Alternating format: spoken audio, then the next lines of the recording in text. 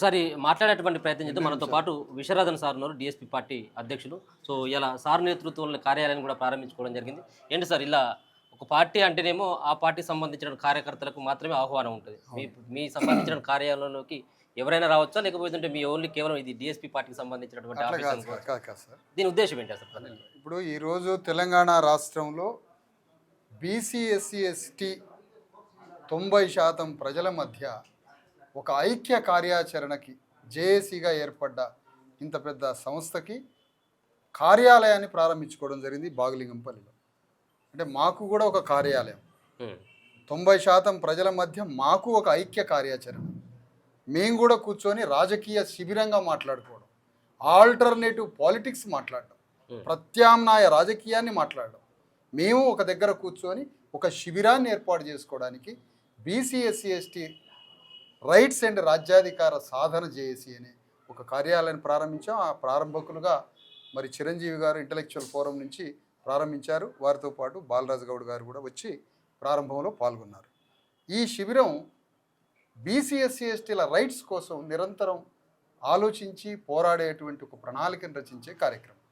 మీరు మాట్లాడుతున్నట్టుగా ఇందాక నుంచి బీసీలకు సంబంధించిన రిజర్వేషన్స్ విషయంలో భారతదేశంలో అట్టర్ ఫ్లాప్ ప్రోగ్రామ్ ఏదైనా ఉందంటే రేవంత్ రెడ్డి మొన్న తీసుకొచ్చినటువంటి 42% రిజర్వేషన్స్. అది ఆర్డినెన్స్ రూపంలో అన్నాడు, లేదా కేంద్ర ప్రభుత్వం మీద పోరాటం అన్నాడు. కానీ కేంద్ర ప్రభుత్వం మీద పోరాటం అది నామమాత్రంగానే ఉంది. ఆర్డినెన్స్ అది ఒక అలంకారప్రాయంగా ఆయనకిచ్చిన బొకేలకు ₹1 కోటి అయినాయట. ఈ బొకేలతోటి వీటితోటి కాదు, రైతు చట్టాల గురించి ఢిల్లీలో కాంగ్రెస్ పార్టీ బ్యాకింగ్ ఉండి ఒక పెద్ద ఉద్యమం చేసింది. నిరంకుశ రైతు చట్టాలకు వ్యతిరేకంగా కాంగ్రెస్ పార్టీ కూడా భాగస్వామ్యమై ఢిల్లీ కేంద్రంగా సుదీర్ఘ యుద్ధం చేసింది కాంగ్రెస్ పార్టీ. అట్లా కాంగ్రెస్ పార్టీ దేశంలో అనేక యుద్ధాలు చేసింది పాలక వర్గం మీద. మరి ఈరోజు కాంగ్రెస్ పార్టీ బీసీలకు రావాల్సిన 42% రిజర్వేషన్ల చట్టం కోసం 9th షెడ్యూల్లో పెట్టి పార్లమెంటు ద్వారా చట్టం తీసుకురావడానికి కానీ, నువ్వు అడ్వకేట్ జనరల్స్ తోటి ఏదేదో సంప్రదించి తీసుకొచ్చిన ఆ 42% ఆర్డినెన్స్ కానీ ఏదో ఒక రూపంలో చట్టం తీసుకురావడానికి రేవంత్ రెడ్డి యొక్క చిత్తశుద్ధి యుద్ధం ఒక్క అణువంతా కూడా మాకు కనిపించటం లేదు. ఒక్క అణువు కూడా కనిపించట్లే. అది యుద్ధమా, అది అలంకారమా, అది పై మాటలా, అది ఏంటి అసలు? ఢిల్లీలో అందరూ కూర్చొని సమావేశం కాదు, యుద్ధం కాదే, అది పోరాటం కాదే, ప్రధానమంత్రి మీద చేసే ఒక సూటి యుద్ధం కాదే.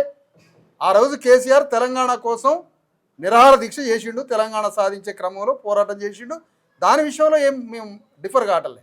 అదే మోడల్లో రేవంత్ రెడ్డి బీసీలకి 42% రిజర్వేషన్స్ రావాలని పోయి ఆమరణ నిరాహార దీక్ష కూర్చోమని ప్రధానమంత్రి దగ్గర ఢిల్లీలో కూర్చుంటే ఈ చట్టానికి సంబంధించిన కదలికలు బయలుదేరుతాయి.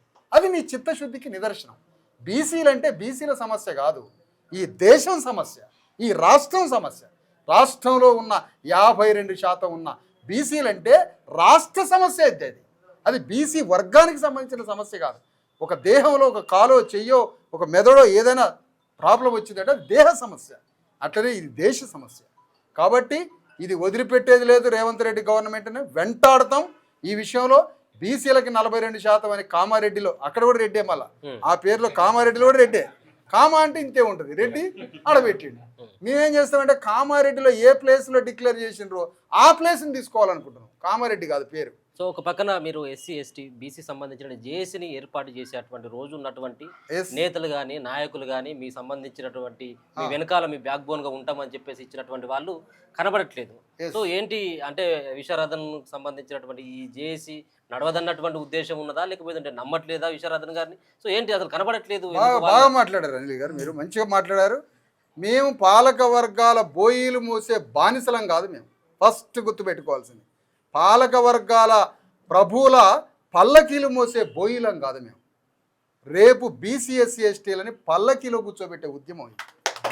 ఏమనుకుంటున్నారు అనిల్ భాయ్? వాక్య నిర్మాణం చాలా బలంగా ఉండాలి. బయట కనిపించే అలంకారప్రాయమైన అగ్రకుల పార్టీల వాళ్ళ యొక్క మోచేతుల దగ్గర నీళ్లు తాగే ఉద్యమం కాదు ఇది. ఇది కాన్షీరామ్ జ్యోతిరావు ఫూలే, డాక్టర్ అంబేద్కర్ ఉద్యమానికి కొనసాగింది.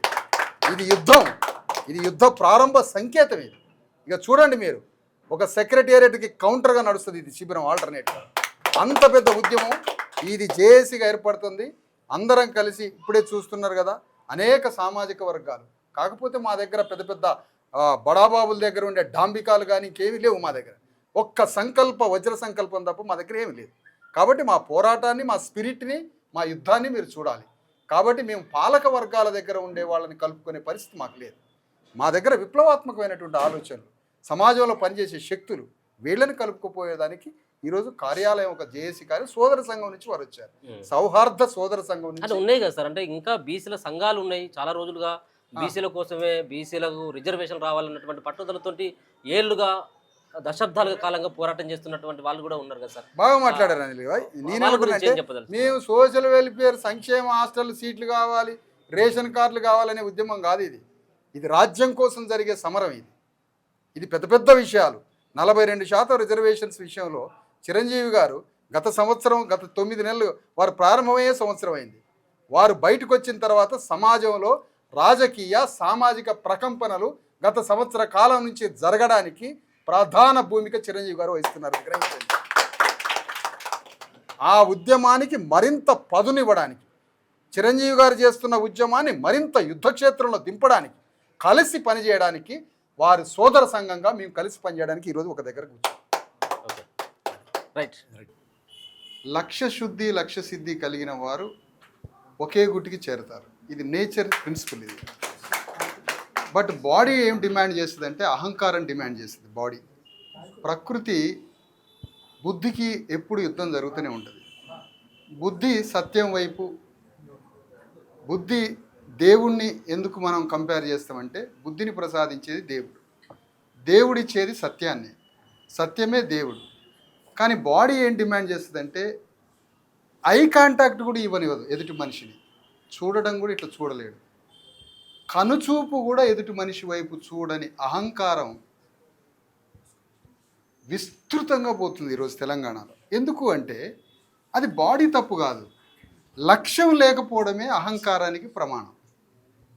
లక్ష్యం ఉన్నప్పుడు బాడీ నేచర్లో ఉండేటువంటి అన్ని స్వభావాలు కిల్ అవుతాయి.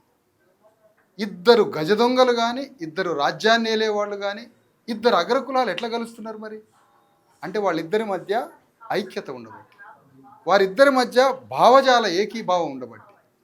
అందుకని ఈ సందర్భంగా తెలంగాణ గడ్డ మీద జరగాల్సింది ఏంటంటే, ఏయో చిన్న చిన్న మనల్ని రాజకీయ వ్యవస్థలో, అగ్రవర్ణ వ్యవస్థలో ఏయో చిన్న చిన్న తప్పులు చేపిస్తున్నాయి మనతో. సత్యవంతుడుగా అగ్ని సరస్సులాగా ఒకరిద్దరు ఉన్నప్పటికీ కొంతమంది తెలుసో తెలవకో ఎన్నో మిస్టేక్స్ జరుగుతున్నాయి. కానీ ఒక్కొక్క ఇంటికి పోయి తలుపు కొట్టి, హృదయాలను కొట్టి అందరినీ పిలుచుకొచ్చి ఈ అధికార పోరాటం వైపు తీసుకురావాల్సిందే. ఎవరింటికైనా పోదాం, అవసరమైతే ఎన్ని మెట్లైనా ఎక్కుదాం, ఏ మనిషి దగ్గరికైనా పోదాం. అందరినీ కలుపుకుపోయే ఒక ఇంక్లూడింగ్ సెన్స్ తోటి ప్రయాణం చేస్తున్న క్రమంలో చిరంజీవి గారు నాకు ఒక పట్టాన ఎవరూ నచ్చరు, ఒక పట్టాన నేను ఎవరి దగ్గరికి పోను, ఎవరితో మాట్లాడను, నేను ఒక పెద్ద అహంకారిని. అలాంటి వ్యక్తిని క్షణాల్లో చిరంజీవి గారిని పోయి ఈసారిని కలవాలనే జడ్జిమెంట్ నా హృదయంలో ఎవరు కల్పించారో నాకే అర్థం కావట్లేదు. ఇప్పుడు ఒక్క సెకండ్లో నిర్ణయం తీసుకొని వారిని ఆహ్వానించాలని ఎందుకు అనుకుంటున్నాను అంటే, మన వైపు, మన వెనక కొన్ని లాజిక్కి కూడా దొరకని అంశాలు ఉంటాయి. అదే ప్రపంచం, లోకానికి అందని విషయం, అలౌకిక విషయాలు కూడా ఉంటాయి. అందుకని చిరంజీవి గారు అనే ఒక సోదర ఉద్యమాన్ని ప్రతి సందర్భంలో పిలుచుకున్నప్పుడు వారు రావడం, వారు కూడా ఈ ఉద్యమంలో ఉన్న సహజమైన ఒక స్పిరిట్ని వారి జ్ఞానంతో కనిపెట్టాడు. ఇందులో ఏముందో కనిపెట్టి ప్రయాణం చేస్తున్న క్రమంలో ఆఫీస్ ప్రారంభానికి కూడా రమ్మనడం జరిగింది. వాస్తవానికి మాకు హైదరాబాద్లో ఏ ప్రాంతం నుంచి పిలిచినా ఒక 2000 మంది వస్తారు. కానీ ఈ కొత్తగా ప్రారంభమవుతున్న ఈ కాంప్లెక్స్ సెక్రటరీ వీళ్ళు 30 మంది కన్నా ఒక మనిషి ఎక్కువ రావద్దని చెప్పారు. దానికి భయపడి మమ్మల్ని మేము నియంత్రించుకొని ఈ 50 మంది మధ్యలో ఒక 50 వస్తారని వాళ్ళని ఒప్పించుకొని ఈ 50 మందితోటి చిన్న సమావేశంలాగా ప్రారంభించుకొని మీ సహృదయంతో, మీ స్వహస్తాలతో జస్ట్ ప్రారంభిస్తే మీ ఆశీస్సులు ఉంటాయన్న ఉద్దేశంతో చిరంజీవి గారిని పిలవడం జరిగింది. ఇంకా తెలియని విషయం ఏంటంటే, నా గ్రహణ చిరంజీవి గారు తన ఉద్యమ పుస్తకంలో మొదటి పేజీ కూడా తీయలే. ఇంకా అంటే తన ప్రస్థానం తాను చేయాలనుకున్న పోరాటంలో అట్లా పుస్తకాన్ని అట్లా దులిపిండు అంతే, అట్టా తీస్తున్నాడు అంతే. ఇంకా అందులో విషయ సూచిక ఉంది, ఉపోద్ఘాతం, ముందు మాటలు, అసలు కార్యక్రమం ఇవన్నీ ఉన్నాయి. వారు ఖచ్చితంగా ఇంకో 25 ఏళ్ళు అద్భుతంగా ఉద్యమం చేసే ఒక శక్తి ఉన్నది. అలాంటి వ్యక్తులతో మనందరం కలిసినప్పుడే ప్రకృతి, నేచరు మనకి ఇంకా అనేక శక్తులు ఇస్తుంది. ఒక సత్యంగా ఒక విప్లవకారుడు బయలుదేరినప్పుడు తనని ఒంటరివాడుగా చేయకూడదు, అది అన్నిటికన్నా నేరమైంది. కాబట్టి మనందరం కలిసి అంత పెద్ద శక్తి ఉన్న వ్యక్తిని మనందరం కలిసి ప్రయాణం చేసే దాంట్లో ముందుకు పెట్టి నడిపించాల్సిన బాధ్యత మన మీద ఉన్నదని కోరుకుంటూ